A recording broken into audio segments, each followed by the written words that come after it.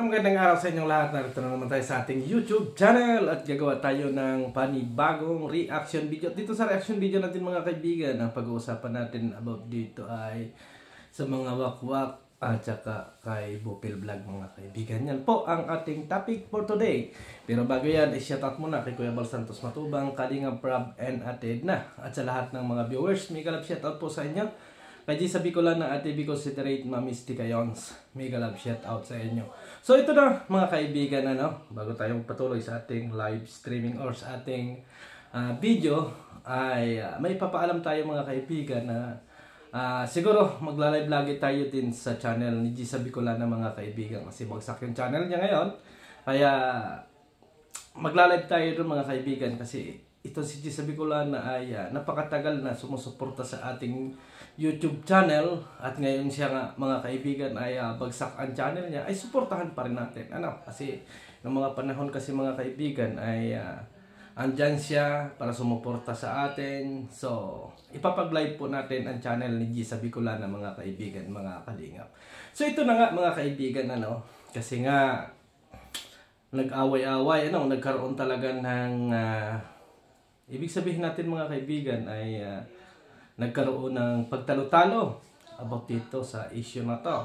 Kasi nagsalita si Ate Edna, merong hawak na screenshot o kung ano pa man, hanggang sa nagkaroon nga mga kaibigan na si Dr. Love yung nagsalita lahat dito sa mga kalingap. Kasi kami, alam kaming mga kaibigan, kasi ang lang namin, tingnan natin kung ano yung ikagaganda mga kaibigan. At nag-ingay itong mga wakwak mga kaibigan, as in yung usapan ni Bupil at saka ni Dr. Love, as in ginawa nilang content.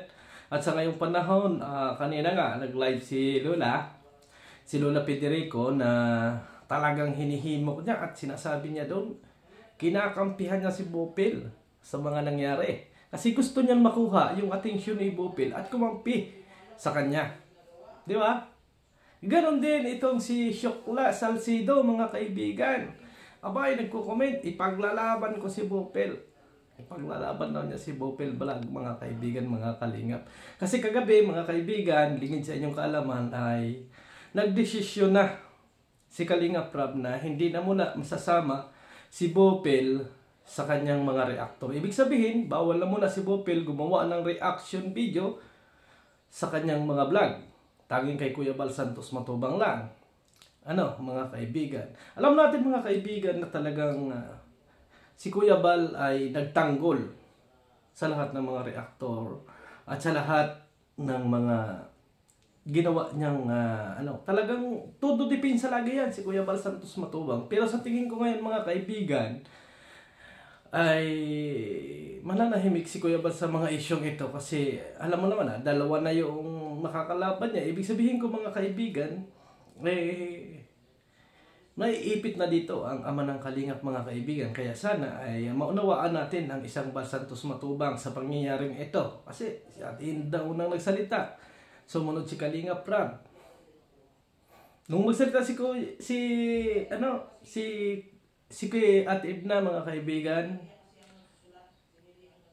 uli si Kuya Bal, parang nagtanggol pa rin kay Bupil.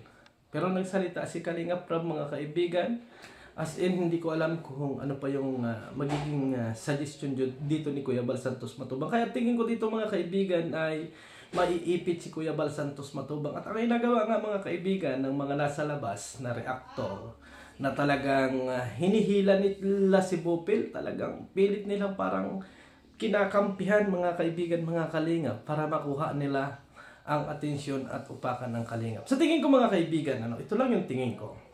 Hindi naman ako kung halimbawa man ganito man ang mangyari, huwag kayong magtaka mga kaibigan, mga kalingap, kung itong mga nasa labas na reactor, katulad ni Joel Salcido at saka ni Federico, ay kinakampihan si Bupil. Bakit? Kasi gusto nilang makuha yung atensyon ni Bupil at makasama nila sa grupo. Pero ito ang tandaan nyo mga kaibigan, mga kalingap. Sa aking obserbasyon. Sa aking obserbasyon, hindi nila makukuha o hindi nila makakakampi itong si Bupil Vlog, mga kaibigan. Yun lang yung ano ko, kasi hindi ba kami nakakapag-usap. Ito lang yung aking parang iniisip. Sa tingin ko, hindi ipagpapalit ni Bupil yung pinagsamahan ni Kuya Bal Santos at saka niya dyan sa mga taong nasa labas na kumakampi sa kanya ngayon. Marahil, iko-content niya yung mga magko-content sa kanya ng masama, or katulad na lang halimbawa ni Dr. Love, na alam naman natin mga kaibigan, talagang si Dr. Love ay lumaban. Talagang grabe din yung kanyang ipinaglaban talaga rin niya, Sabi nga ni Dr. Love, ipaglalaban niya si Kalinga Prab, 'di ba? So, nasa kay Dr. Love naman yung mga kaibigan. Kaya sa tingin ko, yung inaakala ng ilan na kakalabanin or babatikusin ni Bupil Vlog si Kuya Bal Santos Matubang at si Kalinga Prab, parang sa tingin ko, sa ngayong panahon na hindi mangyayari. Kahit anong sulsul pa ng nasa labas. Yun yung kabiguan ninyo. Yung mga nasa labas na yan. Akala ninyo na porket itong si Bupil Vlog ay inalis si Kalinga Prab bilang reactor niya, ay makukuha nyo na.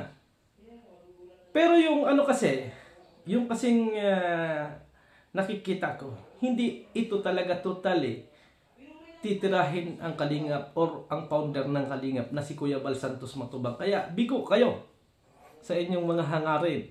Sa ngayon, ipinagtatanggol nyo, hindi nyo alam. Baka bukas kalaban nyo na naman yan. Dahil sa sobrang pambabalahuran ninyo sa Kalingap. Kaya, puring-puri si Federico. Puring-puri si Federico kay Bupil ngayon. Baka isang araw, kontra ka na naman. Ganyan po yung ugali nila. Para makuha yung simpatsya. Nila. Para makuha yung simpatsya nila at mapunta sa kanilang grupo. Pero sa tingin ko, kasi sabi ninyo, laking bagay niyan.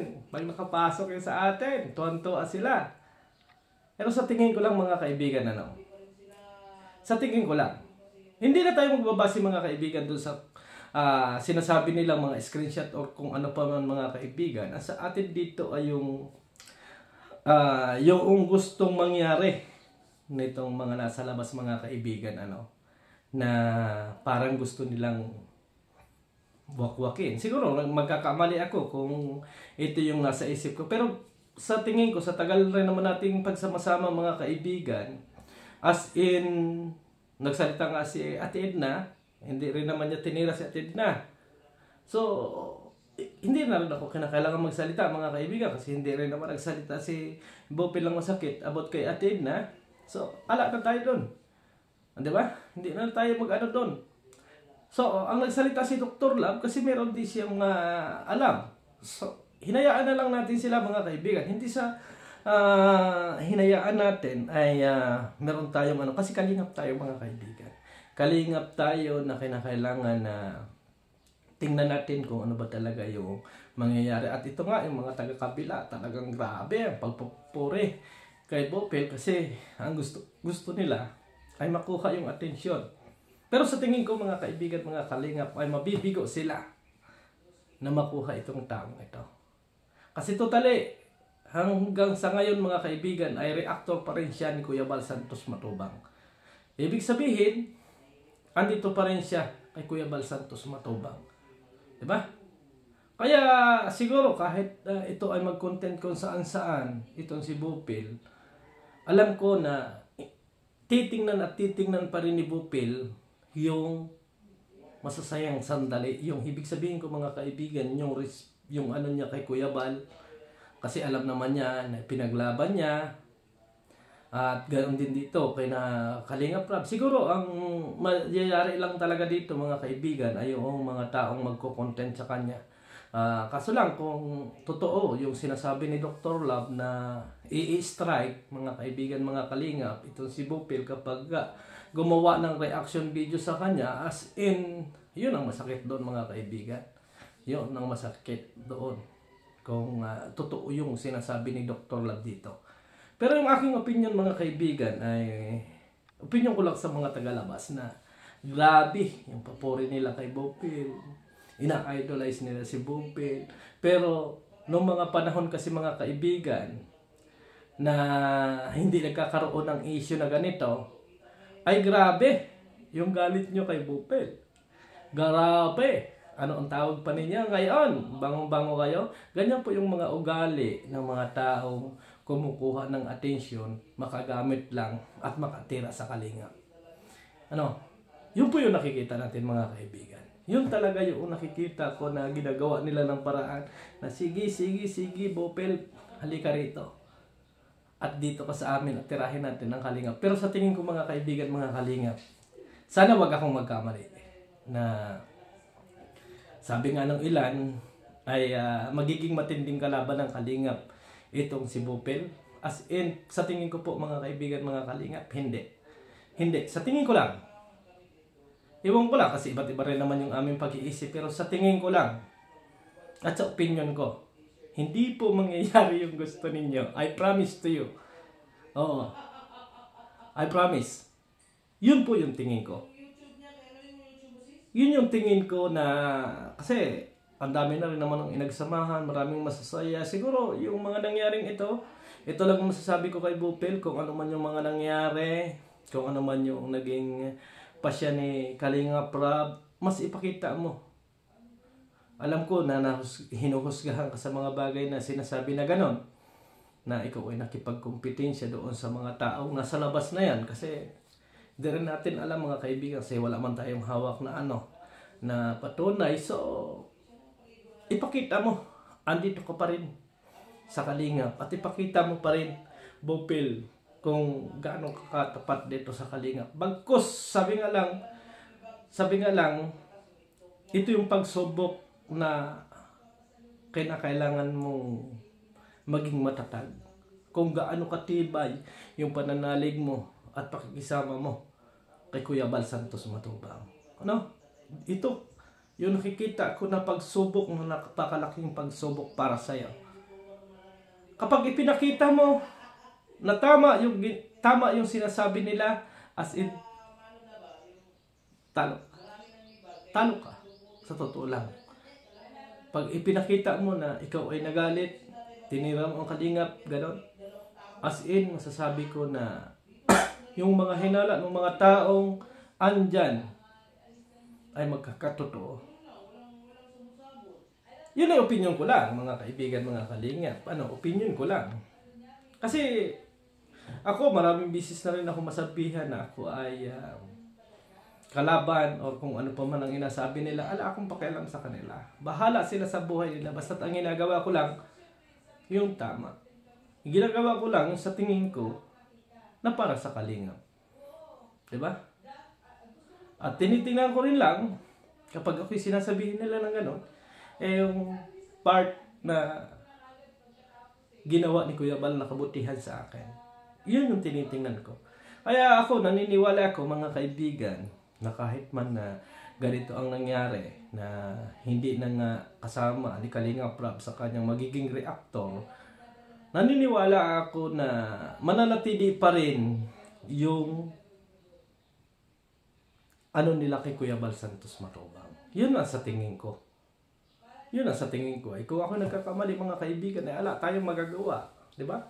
Kung makukuha ng mga nasa labas ni mga hawak-wak na ito, yung attention ni Bupil kasi puro papure, pati yung mga viewers, pati yung mga kadanjoy, mga kaibigan, yung mga dating danjoy ay nandun talagang nakasuporta dito sa mga wakwak, mga kaibigan, kay na Joel Salcido, kay na Federico, andyan sila, mga kaibigan. Pero, ito yung masasabi ko. Kung talagang minahal ninyo si Joy Diwata, mga kaibigan, mga Kalingap, hindi ninyo hahayaan itong mga taong ito na nasa labas na siraan ng Kalingap. Bakit? Kasi andito pa rin si Joy sa Kalingap. Si Joy ay nananatiling beneficiaries ng Kalingap na iniingatan at minamahal ni Kalinga Prab. Pero hinahayaan ninyo na balahurahin at awayin si Kalinga Prab ng mga sinusuportahan ninyo. Kasi ang sinasabi ninyo, kayo ay niloko dahil mahal ninyo si Joy Diwata. Asan ang pagmamahal natin kay Joy Diwata, mga kaibigan, mga kalingap? Kung ang sinusuportahan nyo naman ay yung kalaban at sinisiraan si Kalinga Prab. Masasabi nyo po ba sa akin, mga kaibigan, mga kalingap, na mahal nyo si Joy? Kung diyan naman sa mga pinanonood ninyong video at sa inyong mga sinusuportahan ay patuloy na winawasak ang pangalan ni Kalinga Prab. Samantalang si Kalinga Prab, mga kaibigan, ay iniingatan at minamahal ang inyong iniidolong si Joy Diwata. Para sa akin, mga kaibigan, mga kalingap, hindi inyo mahal si Joy Diwata. Bagkus gusto nyong madala sa away si Joy Diwata. Hindi pagmamahal. Baka, naging ko rin lang dito, opinion ko, ito ang mga dating basher ni Joy na gusto rin bumagsak si Joy, mga kaibigan, mga kalingap. Diba? Kasi yung iba, mga kaibigan, ay talagang todo support na. Naglipatan doon sa ibang love team, masaya na sila. Yung iba talaga, mga kaibigan, galit na galit pa rin hanggang ngayon. Ibig sabihin, kasi alam naman natin, mga kaibigan, before ay napakarami namang basher ni Joy Diwata na wala namang ginagawang masama sa kanila. As in, ay inggit. Ay ngayon, ang ginawa nila, nagpiling na supporter talaga kami ni Joy. Minahal talaga namin si Joy. Nasakta si Joy. Ang totoo, gusto nila na sirain ang sirain. Yun na totoo. Ganon kasi yung mga utak ng mga utak rebelde. Mga kaibigan, mga kalingap. Kung utak rebelde kayo, huli ko kayo. Ay, bidiri ko. Utak rebelde and kayo din. Jewel Salcido. Utak rebelde kayo. Pero, ang masasabi ko, pag nakuha nyo si Bupil at naging simpatsya ninyo, at totoo na sinasabing bumanat uli sa kalingap, abay swerte kayo. Pero sa tingin ko, mababasted din kayo. So thank you and maraming salamat sa inyong lahat. Ito lang po yung opinion natin. At ito lang po ang ating observation sa mga araw na ito. Basta't ang masasabi ko po sa inyong lahat, mga kaibigan, mga kalingap, habang nandito po tayo sa kalingap, tingnan natin kung ano yung mabuting ginagawa ng kalingap. Kasi hindi lahat po ng ginagawa ng kalingap na kabutihan sa kapwa ay nasa kanilang mga vlog. Diba? Akala kasi nila, mga nasa vlog, scholar nasa vlog. As in, hindi lahat po ng scholar ng kalingap ay nasa vlog. So maraming salamat and God bless sa atin lahat. Bye-bye!